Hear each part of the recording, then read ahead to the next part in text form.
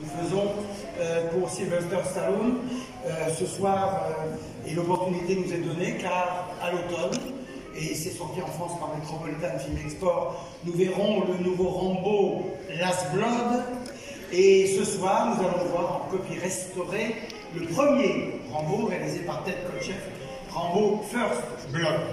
Et on s'est dit que c'était la bonne occasion, j'espère qu'on va vous retrouver également ce soir à 22h dans la grande salle Lumière. Là, on a changé de salle et en effet, vous êtes si nombreux qu'on a bien fait de prendre cette décision. Et on verra cette copie restaurée, on verra les premières images de Rambo 5. Et puis il y a un montage qu'on va vous montrer, vous allez voir, ça va être formidable. En tout cas, à réfléchir, à travailler, à savoir que Sylvester Stallone venait. Sylvester Stallone!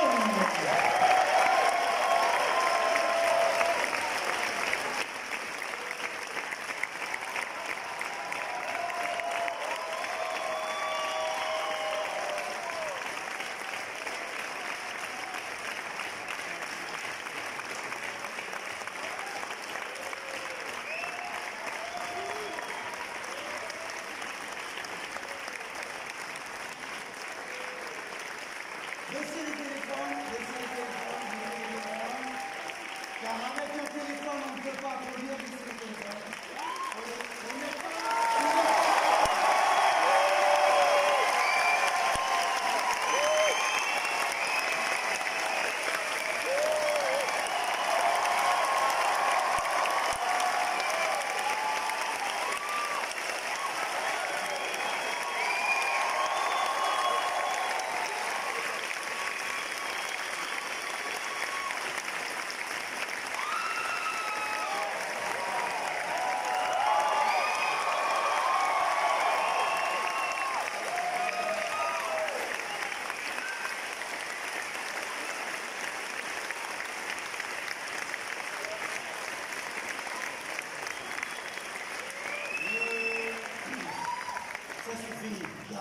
Ce soir, pour mener cette conversation, this conversation and discussion with Style, le journaliste qui travaille également dans l'équipe du Festival de Cannes. Je ne vous demande pas de faire un aussi gros accueil pour Sylvester Stallone, mais voici Didier.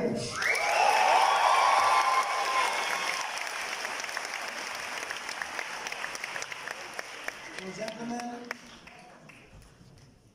Yo.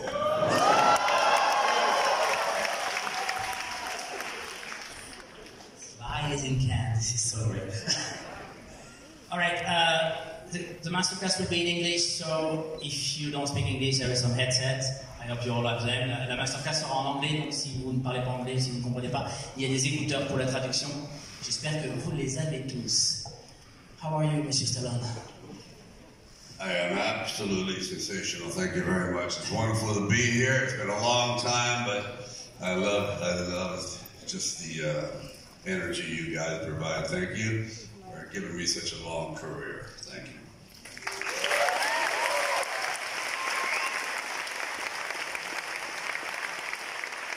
We should be the ones thanking you for giving us such a diverse and eclectic career. I mean, we know your Rockies, we know your Rambos, but there's so much more stuff. I went back to all the movies. I went back to watch all of them, and I was trying to find a theme that was kind of chain them up and reunite them all. There's one that really struck me. There's one that is kind of in all your movie. This theme is resilience. And it's of course true for Rambo, for Rocky, but most of the movies it's true. Why is that? Would you define yourself as a resilient person? Yes, I would. I think that there's something about the nature of man, meaning men, women, just the creatures themselves. They're resilient. We've been through so many upheavals for thousands of years. Civilizations have been destroyed, but they come back. And so I'm very, very into the theme of fighting back, not accepting defeat easily. And if you do get defeated, rebuild yourself and come back. So I think it's a very interesting, timeless theme. But you tell the stories in a very particular way, in a very personal way. How would you say that you put a lot of yourself in those resilient characters, in those characters that always fell down and stand up afterward. Well, I think I'm lucky enough to understand that I really don't separate myself from anyone else. I think that all of us, have a thread that goes through us. We all understand what fear is, what loneliness, what isolation is, what victory is, what failure is. And I think if you can tell that story, they can relate to it. But if you're above pain, if you're above fear, who cares? You know, you're not human. Human is being able to balance all your weaknesses and try to make them a strength. Because that's what it is. Life it's like a juggle every day. You think you have it one day, it's beautiful, then you get one phone call, and your whole life has changed. It's very interesting, you know. So it's a constant battle, and that's what I try. When I'm successful, I have failed, for sure. But when it works, like with Rambos or Rockies, those characters I love because Rambo deals with the very dark side of nature that unfortunately a lot of people live with because they feel isolated. And Rocky is different. He's more optimistic. He realizes he's not a special man, but he tries to be special. So you have optimism and pessimism in these two characters. Let's talk about your beginning of your career before Rocky. It wasn't easy. It wasn't easy for you. You had a lot of problem to make it in a way. Was there any doubt at the time? You were a young guy. Was there any doubt that you would make it as an actor? No, I didn't think I was going to. I thought I was optimistic, but I realized I had some physical flaws. It was hard for me to understand. It's hard for me to speak sometimes because I had an accident when I was born. So this side of my mouth, it makes you talk like that, you know. Hey, dude.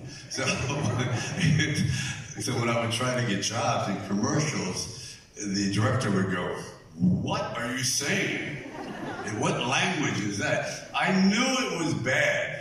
When Arnold Schwarzenegger said, "You have an accent?" I go, "I have an accent?"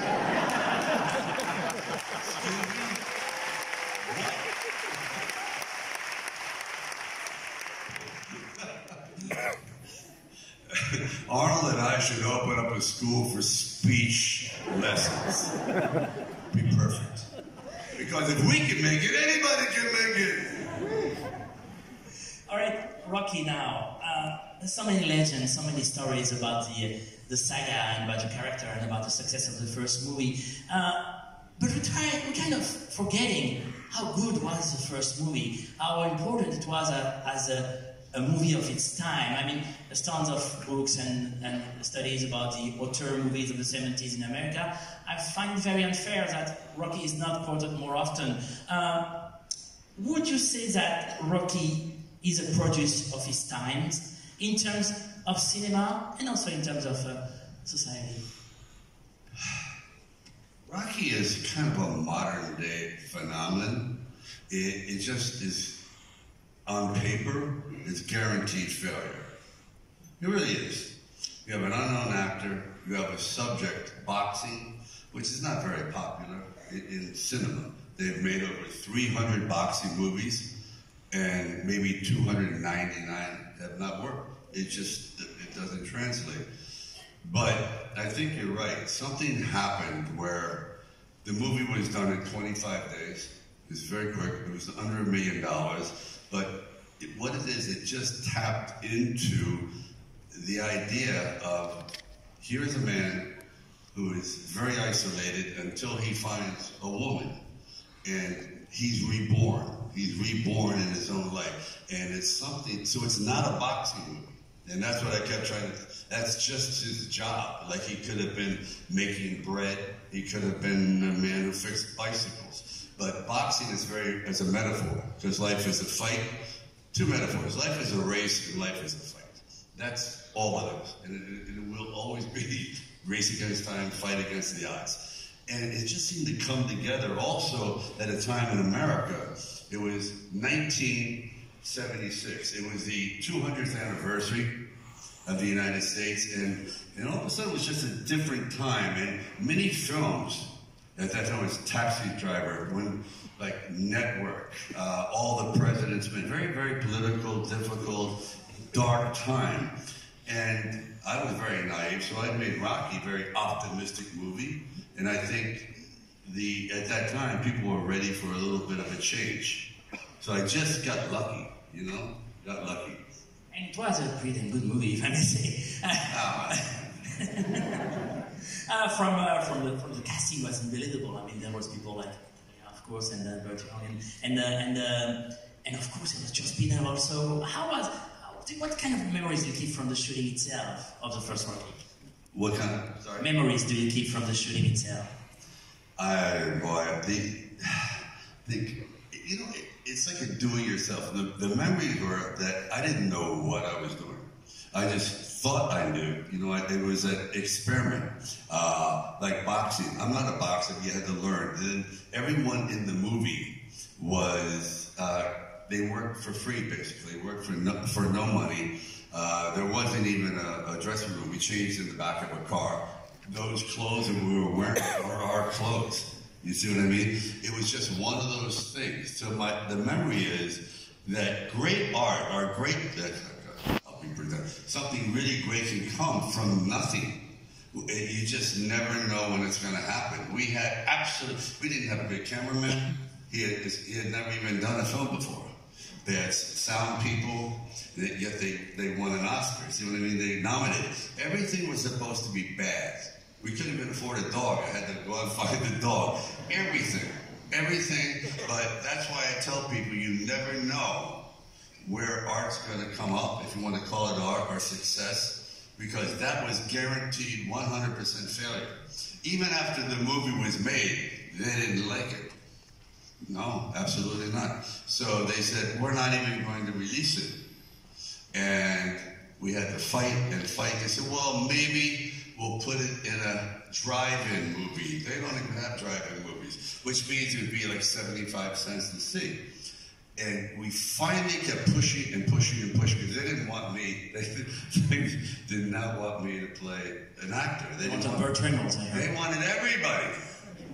They wanted Burt Reynolds, Ryan O'Neal, Jimmy Caan, Robert Redford. I think, they would have taken a kangaroo. Anybody. You know what I mean? It's like, they were really upset. They said, oh, we want to use, who is Sylvester Stallone? Well, he was in a movie called The Lords of Flatbush. So they saw the movie and went, okay, we'll take him. And then when I showed up, they said, no, where's the guy, the good-looking guy with the blonde hair and the blue eyes? He was the star of the movie. We don't want the dumbbell. I said, too late. Too late. With that kind of, so it was just complete accident, really it was. But anyway, next question.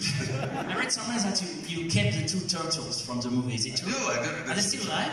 Jesus, God, man, they're like the size of this chair. Yes, they're about 45 years, well, now they're about 55 years old. Yeah. I said, when are you going to... Or something? Well, I think I should do another Rocky, and I join them in the ball. Like, 3 turtles. You know what I mean?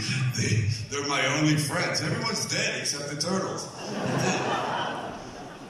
It's like my only friends. I was recently for the first time in Philadelphia, and of course I went on the Rocky steps. It was Saturday mornings. It was pretty early, like 8:30, 9, something like that. There was hundreds of people going up the Rocky steps and doing the moves and everything. There were hundreds more waiting in line to take a selfie next to the statue. How do you explain that Rocky's popularity is still growing, still enduring today, 40 years after the film? It's a phenomenon. It really is. It's very psychological, and I don't take credit for this, but when they saw it in the movie in the steps, the first time he ran up the steps, he failed. He was weak. And then he made it to the top. And I think a lot of people feel like if they go to the top, they get this sense of accomplishment I've seen pregnant women. I've seen people that they've been carrying on wheelchairs. It's really amazing. It's just something about the symbolism of getting to the top and looking out, saying, "I made it." You know what I mean? It's that little kind of thing. And I think the cinema, that's the power of cinema. That's amazing. I mean, the only reason I used the steps, we ran out of money, and I said, Rocky's got to do something. I mean, and the first time, I said, oh, the steps. Why does the Rocky run up the steps? Okay. And I tried, I went, damn, these are high. And I said, okay, Rocky doesn't run up the steps, he fails. And I did. And then the second time he runs up the steps, I'm going to show how strong Rocky has gotten. He picks up his dog. And dog. My dog is like, 75 kilos. Okay. Like, this is not going to look good at all. So, dog out of here. It was the truth.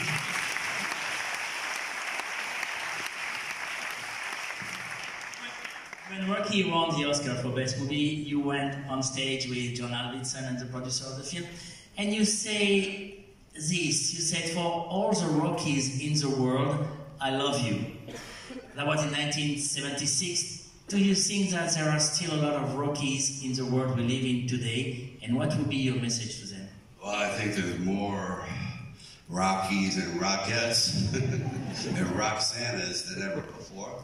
I mean, obviously, population continues to grow and life becomes more and more complicated and difficult. So, yeah, I think it's, if anything, I do love all the Rockies in the world, but the fight is getting more and more complicated, and it's just a bigger challenge. But I think that that moment when I tell you I was a nobody.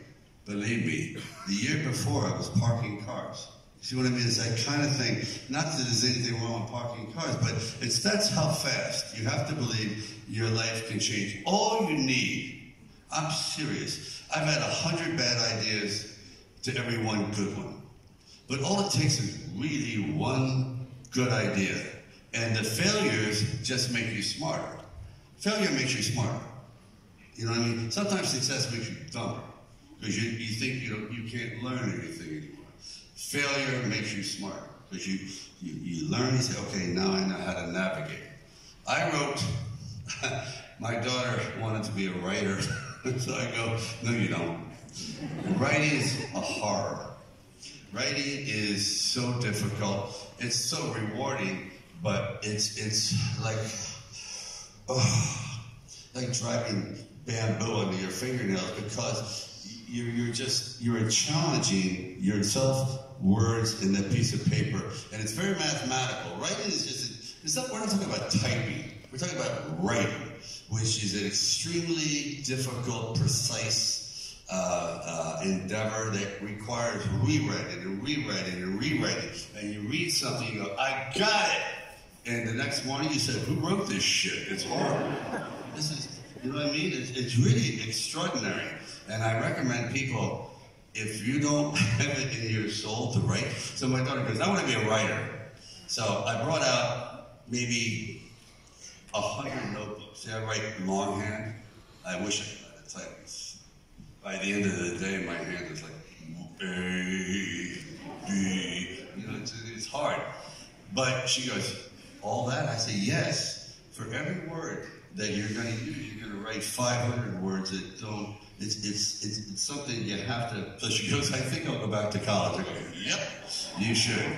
Go do this. But there's something about the written word that's great. But of acting and everything else, the most difficult thing is, I think, the written word. Of course, directing is literally a lifestyle. I mean, it is a lifestyle.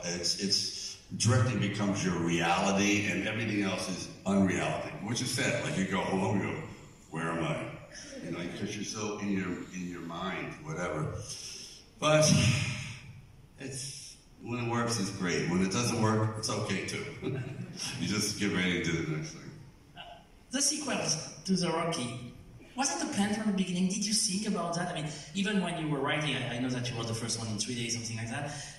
Did you think, I would love to go back to this character afterwards? And was there a plan besides the success? Yeah. You know, I was soundly criticized for making sequels. And I go, isn't a famous TV show sequels? You watch the same damn show for 10 years and still love it, yet you should only make a movie once? Now, I agree, some films are made once, but there's some characters that you see them at the beginning of the birth of their life. All right, he's a challenger, he loses, he comes back. When he comes back, oh my God, there's problems with it. Now there's more responsibility, then fear sets in. Then he gets married. So I'm always, so I wrote Rocky as it's so presumptuous, as a 3-part series. When I couldn't even get a job, I'm going, here's the next 3 movies. I couldn't have a job. But that's the way I saw it. And the same thing with Rambo. Nobody wanted to do Rambo. I was the 11th choice. Really, the 11th choice. Everyone's, it's a terrible idea. And it might have been terrible because the character was really a savage in the novel. He killed everybody. He was children, women, anything. So he became a monster. I said, you know, what if he wasn't quite a monster? What if he was a broken-hearted man coming back to America? America's like his mother, but says, we reject you. Kind of like East of Eden and James Dean and that sort of thing. And I go, that's a good story. But otherwise, it was a very bad story, you know, a very negative story. So those kind of situations, when they present themselves, that kind of character, I said, he's got to keep going on.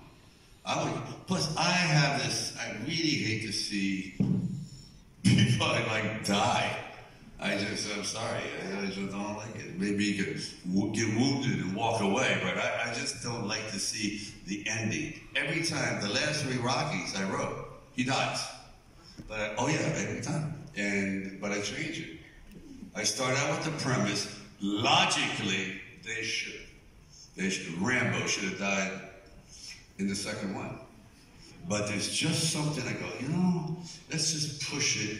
Okay, logically, he should die. Illogically, where should we take him? Is there still a story?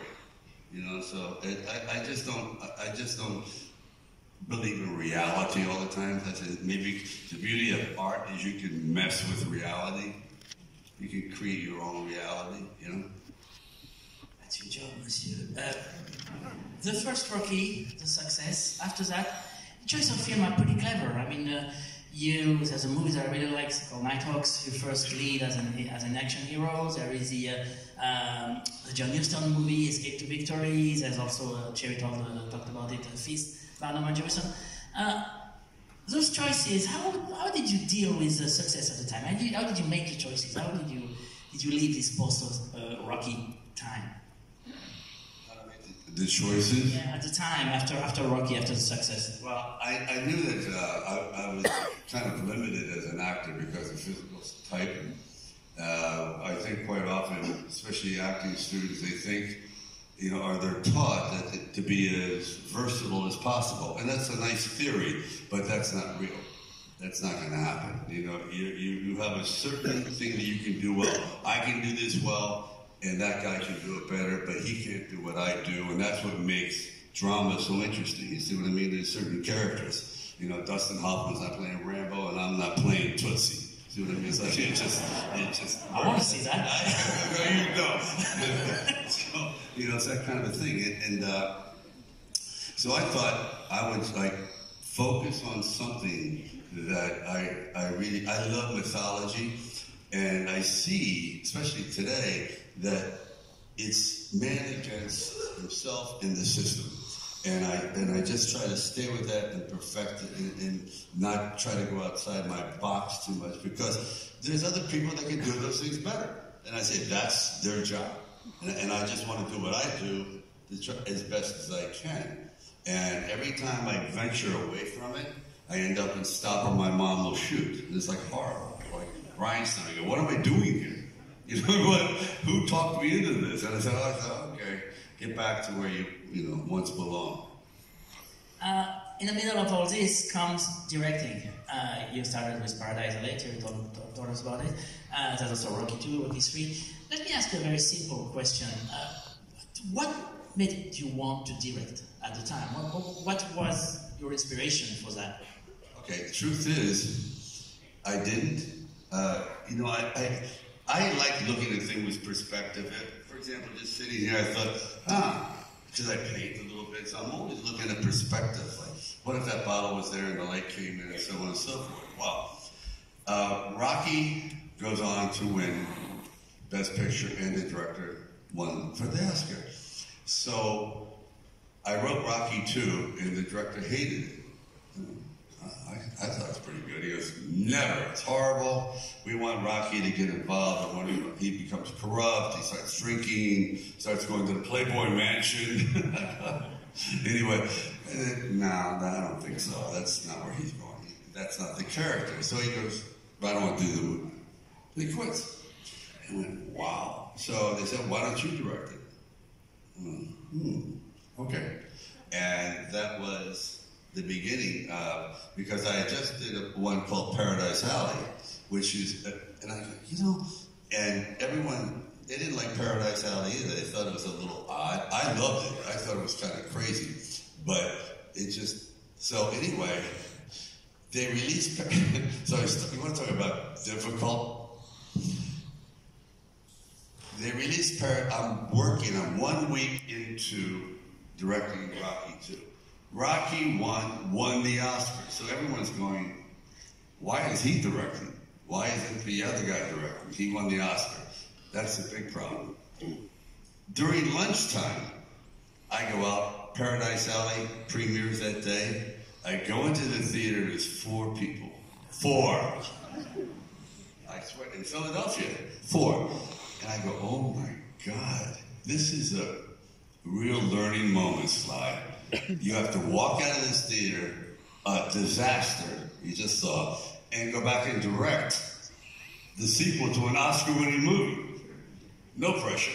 You know what I mean? So, and I said, that is, so it made me even work a little bit harder, but that's the kind of pressures you have to deal with sometimes. But I realized if I could pull that off, then directing is, I love directing.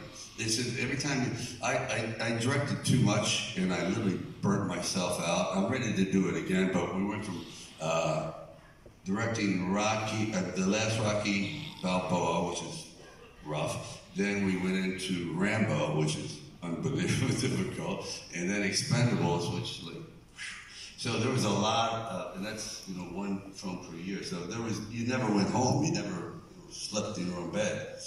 And it took a while to recover, but now I'm sort of like, I'm ready to go. How about your inspiration? Were there directors or actors that were inspired you at the time? Inspired in general or by? General, yeah. You know what? I just think there's no lack of inspiration. It's nonstop. You just sit there and I eavesdrop on a conversation, people talking, and I go, there's everyone's got problems, you know what I mean? There's issues, there's inspiration to write stories about people. It's never ending. You can pick up a newspaper and literally come up with 4 movie ideas per day. I mean, there's that much drama in the world. There really is. And so there's no excuse for, I can't come up with an idea. Yeah, yes you can. It's out there every day. There's just so much human drama. It's inexhaustible. Is there actors that you look at as an example, or some other actors, maybe in the past or now that you? Yeah, I don't know about, well, for me, male. I look for male representation. I was thin and everything, so I looked at the first actor that really got my attention was Kirk Douglas in the Vikings and Spartacus. So obviously it's a very physical thing. And then the one that completely blew my mind was one of the worst actors in the world, but he had a great body, was Hercules. So I'm looking at Steve Reeves doing a movie called Hercules Unchained, and the top of my head exploded. It was like, oh my God, there it is. That's my future. And I was about 12 and a half years old, and from that point on, I said, I'm going in that direction. And I started to work out, change my body. Everything was geared from just going to one movie. You know, it's really weird. Any French actors that you like? Because I'm coming here now. Jean-Paul Belmondo is a huge fan of yours, and he asked us. This. Oh, he signed it for you, monsieur.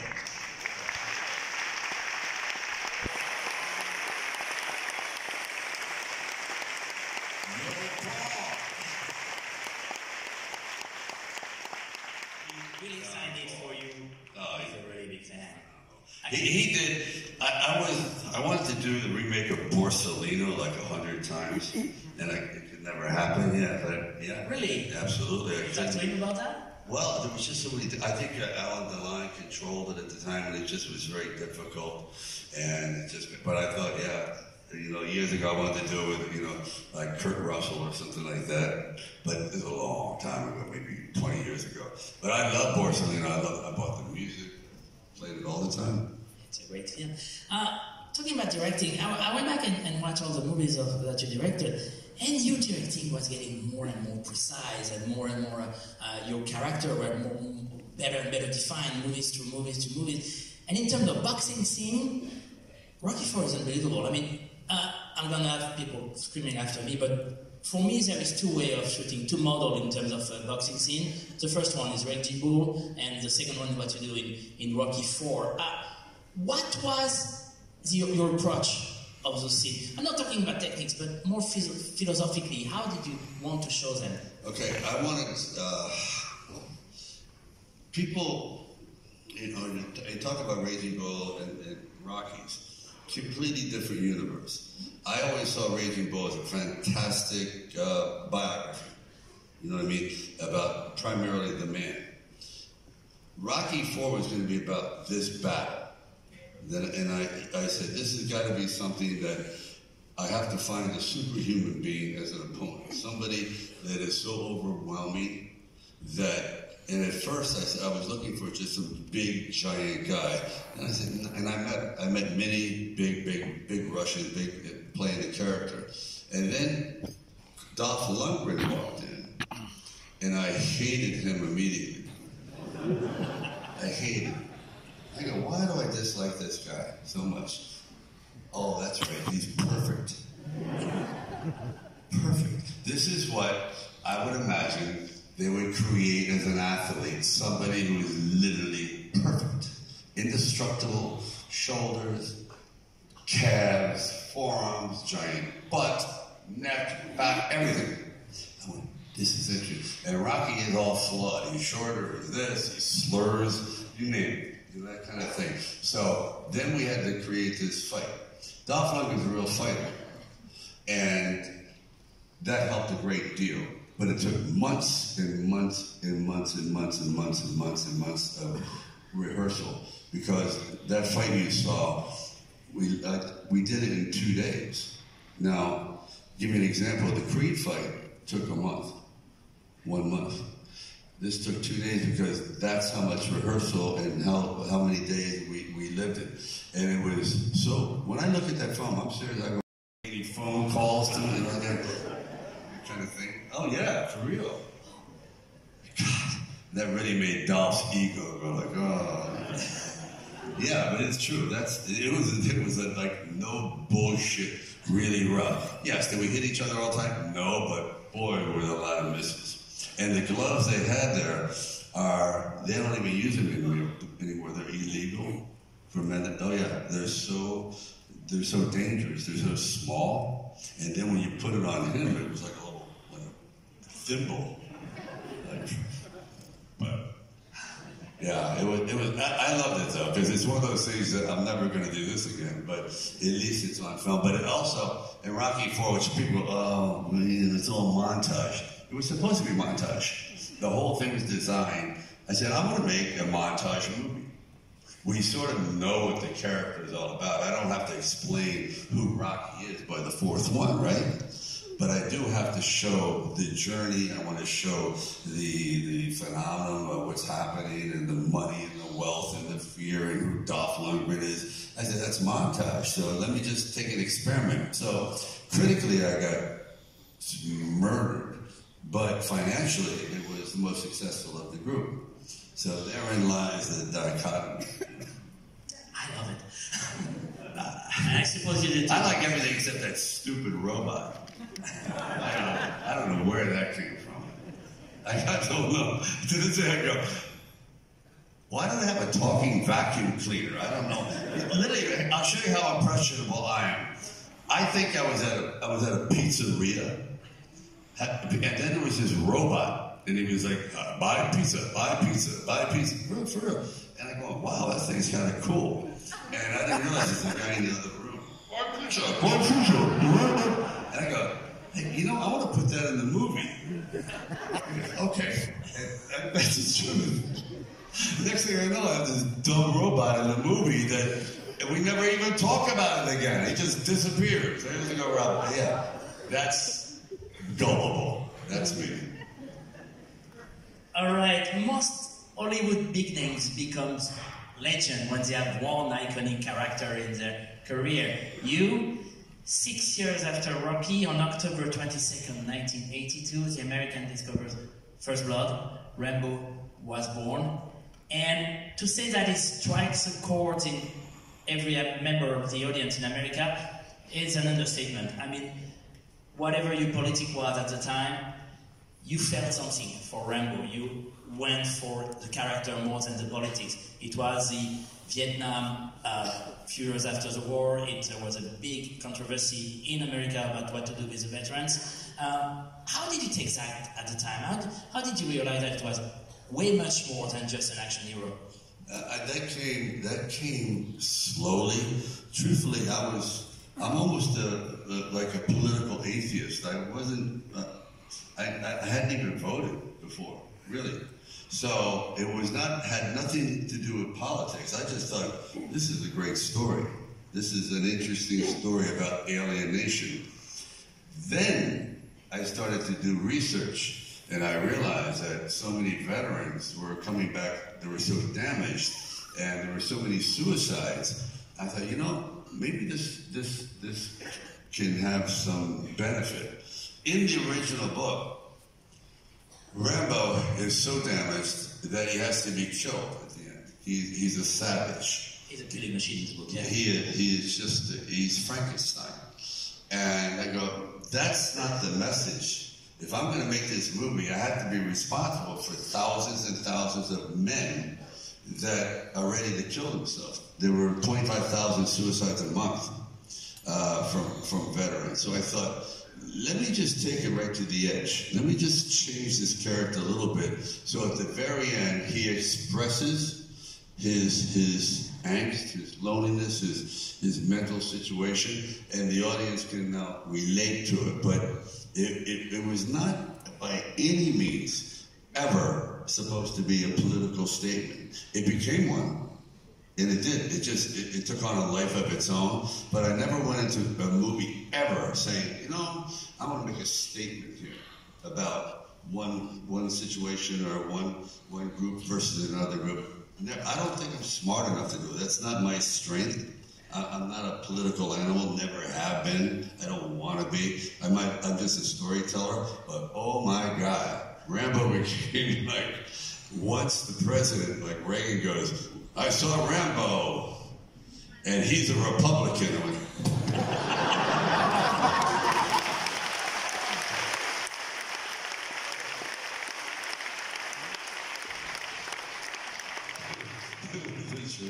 so I guess he became a Republican. It was just that kind of thing. But no, if you notice in every Rambo film, he never goes home. He just always goes out to the jungle. Here in Afghanistan, and in the new one, he does come home, but in a way, he never arrives. See what I mean? He's there, but he's not, and that's what the whole story starts to build around. That he realizes As soon as he walks outside his door, he has no more control. The world now controls you. You don't control the world. And he's not ready for that. You're right about the politics, but seeing that from abroad at the time, the Rockies of the 80s and the Rambos, the Studio Rambos, they kind of epitomize what America was from seeing that from abroad. How did you deal with that? How did you deal with the image that was given from the country? I guess it became controversial, and I never took it like personally. It's like, okay, people were saying that Rocky is real right wing. Rocky's a simple man who grew up in that kind of mentality. You know what I mean? That's just the way it was back then. Everyone was super patriotic, when he was growing up. And that's just the way he is. Because he doesn't understand. He's not a political animal. So when he wraps the flag around him, he thinks he's doing a good thing. He's really happy with it. But he's not doing it to show off, say, look at me. It's like what you remember in athletes, or a boxer. When every boxer wins, they go out first and they hold up the flag of their nation. It's just automatic. You know what I mean? They're not saying we're better than you. It's just that kind of thing. It's almost it's what they were trained to do from years and years and years of that kind of behavior. So I never took it as any confrontational thing ever. Let's talk about your body, monsieur. What? Your body. What's left of it?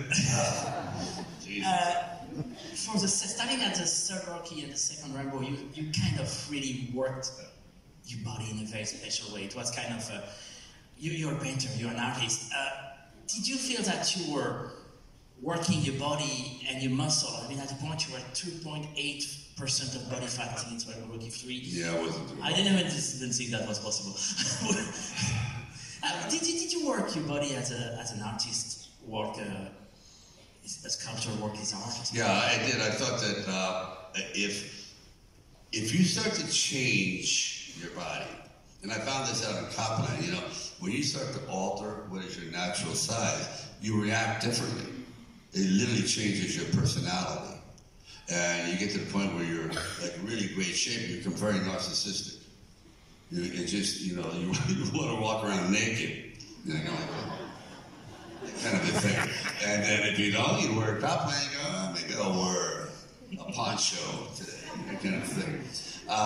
So that's the way I approached it. Literally, not so much as vanity as like, this was one of the ways I would prepare. Because I think once you just alter, even like, for example, in Copland, wow, you want to change your life? Just block one ear. So I had silicone, which means I couldn't hear out of the left ear. It changed my life. You're in a restaurant, you can't hear. You just feel isolated. You lean in. You're always uncomfortable because you have to read lips. So it changed the way I acted. It was just always on edge, turning kind of a situation. And so I did that with like everything. For the last Rambo, get a little carried away. I'm normally about 182 pounds. I was like 215 pounds because I thought Rambo had lived in the jungle. He'd become a beast. He was a beast now. He's not even a man anymore. He doesn't care. He doesn't look in the mirror. He's like a thing that lives. And finally, then he sees the girl and whatever, and a little bit of humanity starts to come back. But he's gone. He literally is an animal. And he's checked out. Like when he goes, fuck the world. He doesn't care anymore. He works with snakes. He works with everything that's just dangerous and foreboding. But boy, it got a little heavy. Jesus. That was a little big. That was big for me, a little much. But yeah, see, that was another reason. Just to change the character. Let's go back in time again. You said in one interview that from 85 to 95 you were, I quote, in cruise control, and you're the one to blame for that. And that's true that there is a few pop culture favorites in your filmography at this time. I love Cobra, Tango and Cash, Cliffhanger, Demolition Man. I still ask myself, how are they using the 3 cells? Anyway, But you didn't write a lot. You didn't direct at all. It seems that you were hesitating in taking risk at this time. Do you know now why that happened? It was kind of